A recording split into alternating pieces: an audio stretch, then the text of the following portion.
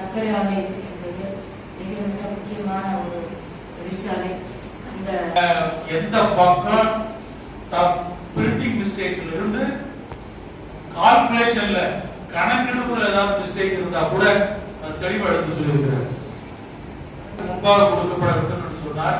நிச்சயம் உங்களுக்கு தெரியும், சென்ற ஆண்டு இந்த அறிக்கை உங்களுக்கு வைக்கப்பட்டிருக்கிற அறிக்கை கூட தணிக்கை தலைவருடைய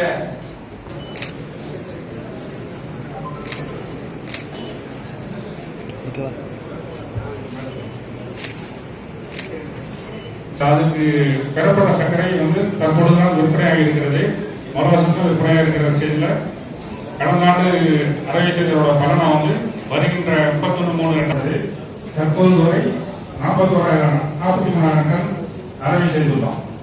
இந்த 43,000 டன் அறவை செய்துள்ள ஒரு 11,357 டன்னுக்குரிய தொகை நேற்றைய தினம் சுமார் 3.98 கோடி ரூபாய். விவசாயிகள் பங்கு 193 அறவை 22